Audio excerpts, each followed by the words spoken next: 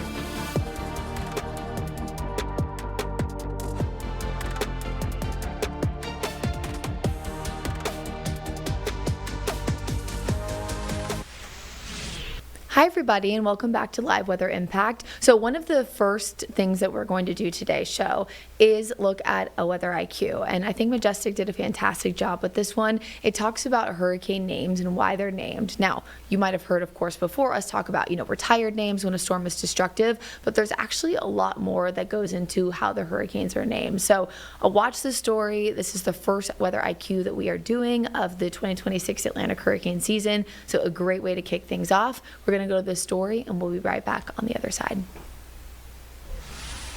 Every tropical system has a name, but none of them are random. Let's raise your weather IQ on why we name storms in the first place. Storm names aren't just labels. They're a key part on clear communication that helps people quickly tell storms apart and understand warnings when dangerous weather is approaching. The United States Weather Bureau, which preceded the National Weather Service, started naming storms in 1950 using the phonetic alphabet. In 1953, they switched to only using female names. There's a conflicting source of why exactly, but many point to the maritime tradition of referring to the ocean as a female. Regardless of why, in 1979, the World Meteorological Organization switched to alternating female and male names after a big push for equality. Now, there are 6 rotating lists for the Atlantic Basin, meaning the list used this year won't come back again until 2032. The origins come from English, Spanish, and French cultures, reflecting the languages commonly spoken in those regions. That's why some storm names might not be pronounced the way we do in the United States. Each year, the list contains 21 names moving alphabetically from A to W. Q, U, X, Y, and Z are skipped because there simply aren't enough common names that start with them. Now here's where things get even more interesting. Some names are never used again. Names like Katrina, Hugo, Florence, and Helene have all been retired from the list. This happens when a storm is so deadly or destructive that reusing the name would be considered insensitive. During extremely active seasons, we can run out of names. While it's only happened twice, there is a list of supplemental names if needed. With your Weather IQ, I'm meteorologist Majestic Storm. All right, we're back, Timothy. Okay, so one of my favorite things about the hurricane names thing, and Majestic did mention this, but I told her she didn't have to go into the details if she didn't want to. But I do think it's very interesting that, the story goes that in the 1970s, it was that big push by all the feminists saying it's not fair that you have, hurricane names. It looks like we might have lost Tim, but not fair that you have hurricane names that are only, after females. One of the reasons why, as she mentioned there was the sailor, theory, because there's still conflicting stories, but then it kind of turned into sailors naming hurricanes after like ex-wives and ex-girlfriends. And so it was kind of seen as a little bit misogynistic, which is why, they eventually wanted us to flip-flop back and forth. I just think it's an interesting story, no matter which way you slice it and dice it. Now, on the kind of tails of it being hurricane season, we do have something else that we do want to look at here, and that is actually the map of the Outer Banks, if we can pull that up, Sean. So we had another storm, or I guess another house, fall in the Outer Banks of North Carolina, and so we're going to look at a map here to see how many storms have led to these homes falling since 2020. So I just think it's a little bit interesting. So look at all of these dates here, all in the Outer Banks, all since 2020. Essentially, these homes have fallen largely due to, inland flooding, the foundation themselves breaking down. I know we get a lot of questions about this, and I think that we've shown, these pictures and videos a ton of times in recent history. But a lot of times these homes are not actively, occupied, and so they're kind of, I don't know if I would necessarily use the word abandoned, but, they're kind of waiting for the homes themselves to fall, and then we kind of go from there.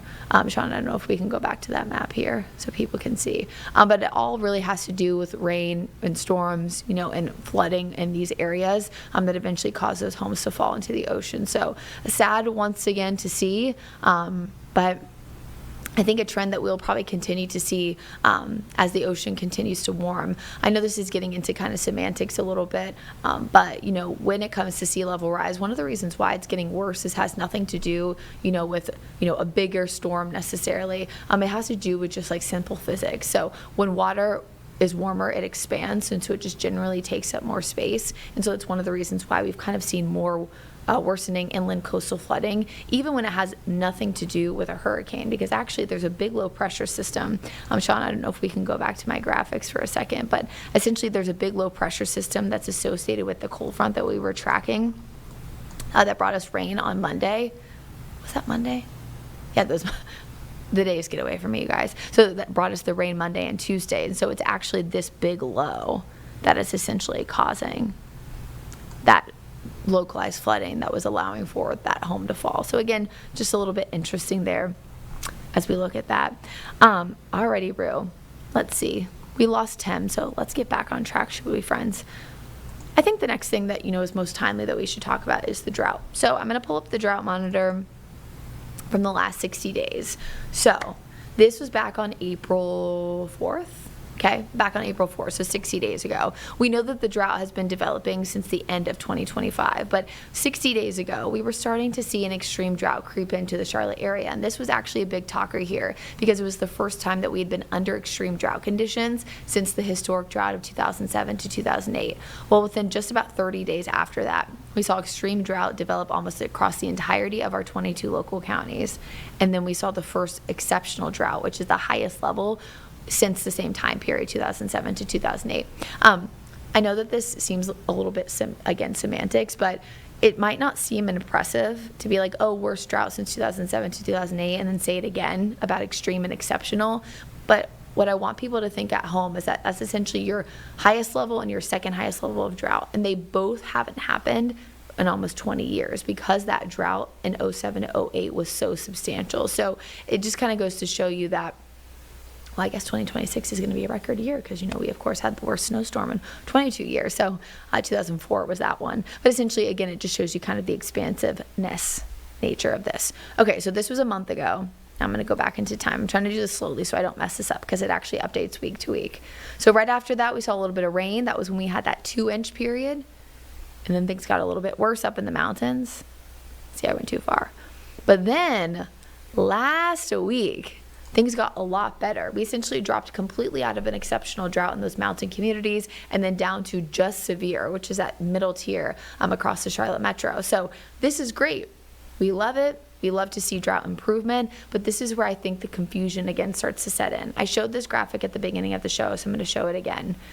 We still need a substantial amount of rain to get out of the drought conditions. Even though we're temporarily seeing improvement from essentially a level 4 out of 5 to now a level 3 out of 4, we still have a long way to go in terms of actual rain to get out of drought conditions. So this is where we sit right now with our numbers. About 13.5 inches in Charlotte, about 13 and change there in Statesville. Not as much needed up in the mountains as they got a good amount here over the past few weeks, and then just under a foot in Morganton. Now, if you're wondering why these numbers are only about 2-3 inches lower than when we looked, 2 weeks ago before we had all of the rain, I want you to look at these numbers. 12-month rainfall departure. So month of May, 2.5 inches above average. This isn't the total for the month. It's where we were above average. So if you think about it, if we now have seen improvement by about 2 to 3 inches, this makes sense. Because the month of May saw almost 6 inches of rain, but 3.5 of that was where we normally are. The drought, again, we have to take into effect where we are, how much rain we need to get out of drought conditions, but also your normal rainfall. So there's a normal number that we have to hit every single month to get a surplus or a deficit, right? And we had such a significant deficit over the last few months that's why these, this is really, accumulated so fast. And in fact, for the year so far, we're still technically in a deficit. I'm going to see if I can pull this up. I actually haven't updated this graphic in a few weeks, so let's see. Hopefully it's automatic. It was looking at last year and this year. Okay, here it is. Let's see if this is updated. Okay, yes, it is. Okay, so there's your 2025 deficit, about 6.3, and then 5.69 for this year. So even though we saw plus 2.51 in the month of May, we're still under drought conditions. If you add these numbers together, it puts us right around 12 inches of rain. So again, the deficit is still there, and the deficit still exists, even though we saw improvement in the month of May. So hopefully that kind of makes sense. Just wanted to make sure that we were kind of on the same page about that. So if you'd like to look at maps, here's that drought termination again in terms of numbers here. So about 13.5 again in Charlotte, a little bit better up in the mountains and foothill areas, and then right over the border into Virginia, it's a little bit lower as well. Probably the best places right now, upstate of South Carolina. So that leads us to how much rain are we going to get in the near term to help us with the drought conditions? Well, it's not looking great, because we just don't really have a lot of triggers over the next week or so. It's dry, so we're not going to see those slow-moving training storms like we had last week. And then the only thing that we really have to produce any kind of additional rainfall is a cold front that arrives Sunday night and into Monday. But with that cold front arriving, there's not a ton of accumulation here. It looks like it's going to be more so a cloudy day with maybe some light rain, but not a ton of significant rainfall. Maybe more than we would get during a cold air damming event, but not necessarily enough to get us anywhere close to drought conditions. This KML file actually loads extremely slowly, so there you go. So apologies for that. Not that I can control it, but apologies nonetheless.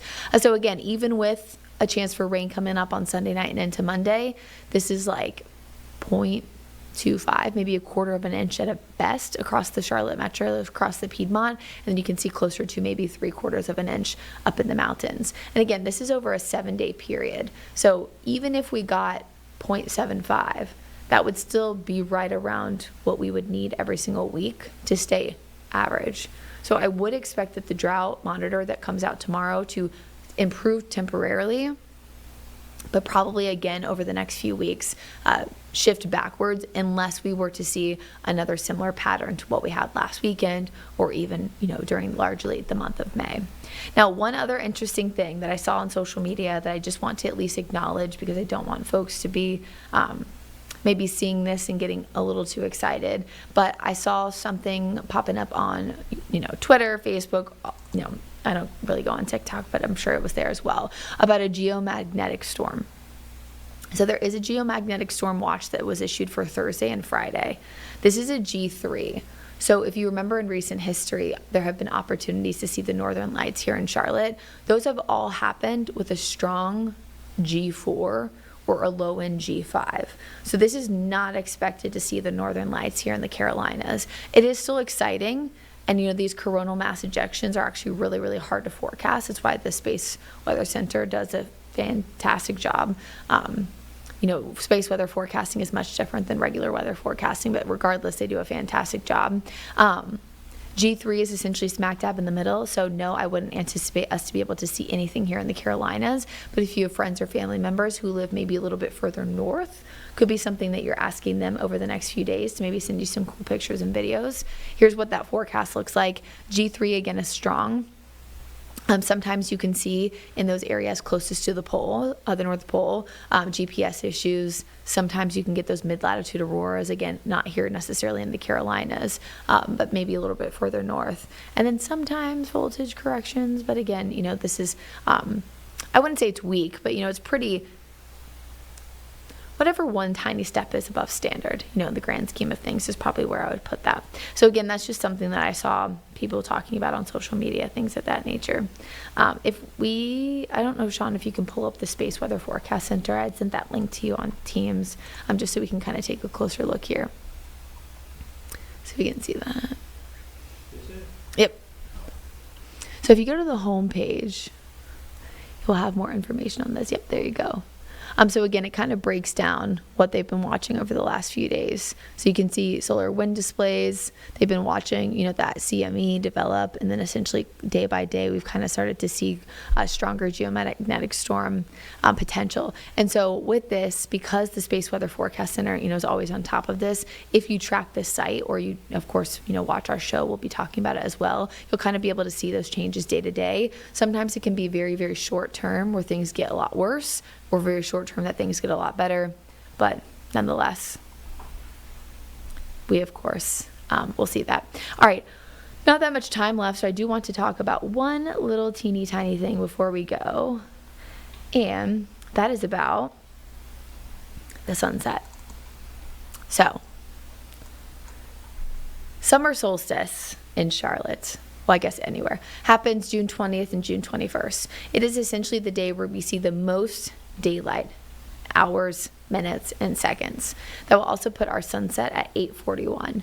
After June 21st, we'll actually start to see slowly but surely daylight chip away every single day. I think sometimes this is a little bit confusing because the summer solstice, yes, normally happens on the 20th or 21st, but sometimes one day versus another will actually see that extra second of daylight. This year it is the 21st, but you'll notice if you look at June 30th, the sunset is still the same time.